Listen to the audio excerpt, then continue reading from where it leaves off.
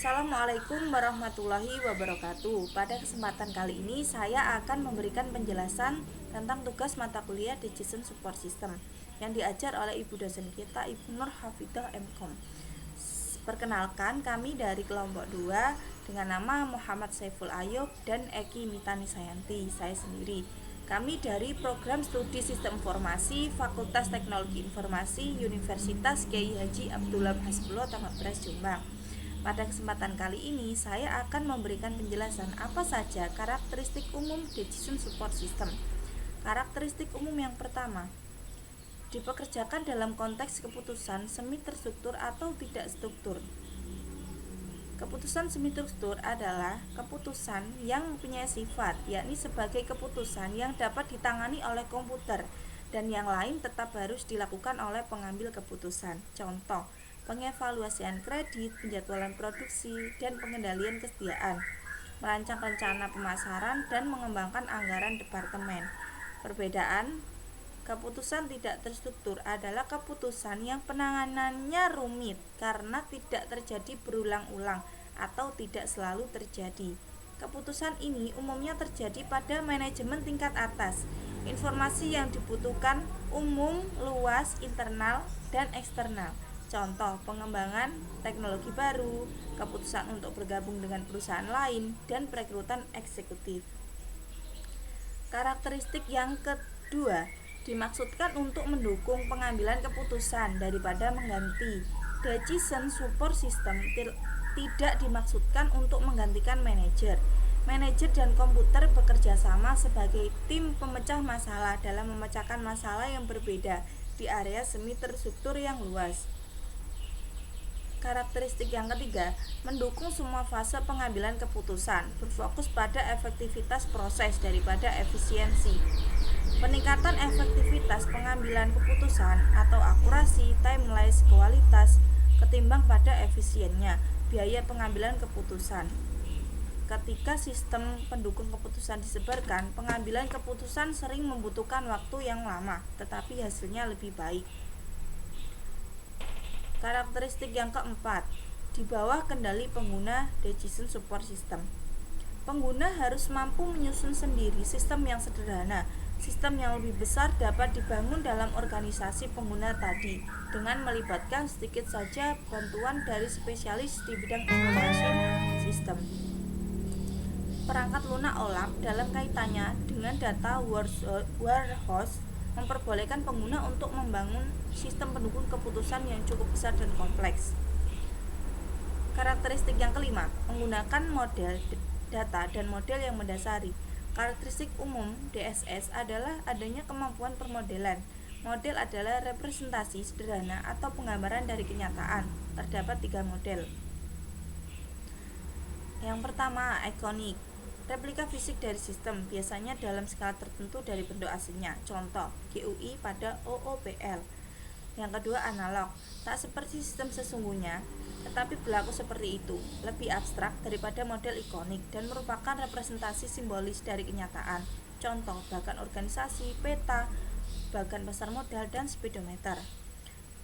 Model yang ketiga, matematis atau kuantitatif. Kompleksitas hubungan dalam sistem organisasi tak dapat direpresentasikan dengan ikonik maupun analog, karena kalaupun bisa akan memakan waktu yang lama dan sulit.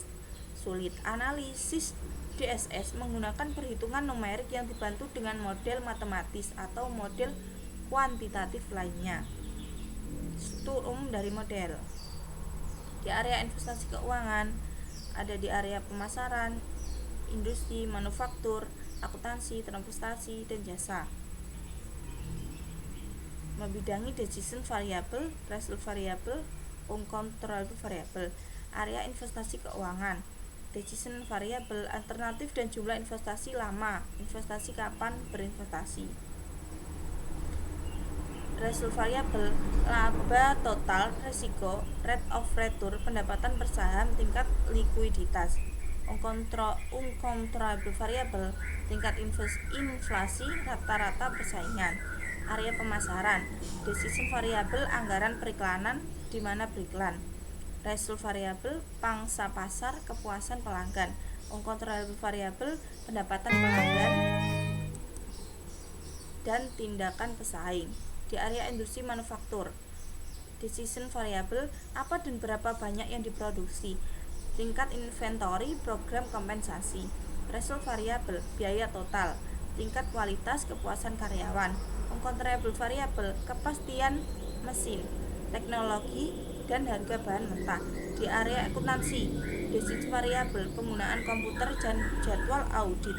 Result variable, biaya pemrosesan data, tingkat kesalahan. Uncontrollable variable, tingkat komputer, pajak, dan persyaratan umum. Di area transportasi, decision variable, jadwal pengiriman. Result variable, biaya transportasi total. Uncontrollable variable, jarak pengiriman dan regulasi. Di area jasa, tingkat pengelolaan staf. Di result variable, kepuasan pelanggan, dan uncontrollable variable, permintaan akan jasa dan layanan.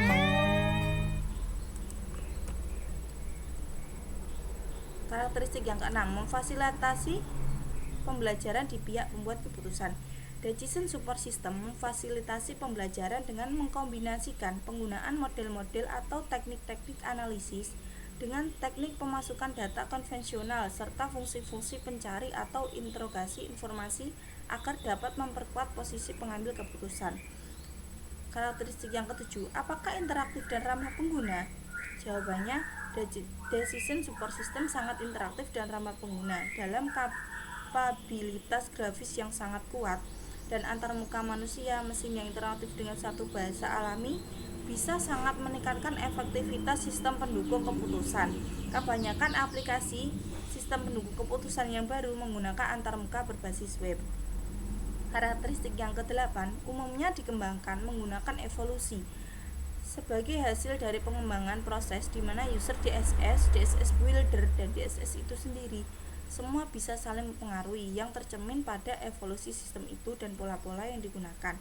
Karakteristik yang ke-9, dapat mendukung beberapa keputusan interindependen atau interindependen. Independen, DSS digunakan tidak begitu diperlukan, hanya kadang-kadang saja apabila manajer menyukainya. Sequential interindependen, DSS dapat dijadikan sebagai salah satu penentu keputusan karena informasi yang diberikan DSS amat penting. Pooled interindependen, DSS telah menyatu dalam suatu proses sehingga dijadikan sumber informasi utama dalam menentukan suatu keputusan. Karakteristik yang ke-10 atau yang terakhir, mendukung pengambilan keputusan berbasis individu, kelompok, atau tim. Dukungan untuk semua individu dan kelompok. Masalah yang kurang terstruktur sering memerlukan keterlibatan individu dari departemen dan tingkat organisasi yang berbeda atau bahkan dari organisasi lain. SPK mendukung tim virtual melalui alat-alat web kolaboratif. Demikian penjelasan karakteristik umum DSS dari kelompok 2. Apabila ada kata-kata yang kurang berkenan, mohon maaf yang sebesar-besarnya. Kurang lebihnya mohon maaf. Saya akhiri. Wassalamualaikum warahmatullahi wabarakatuh.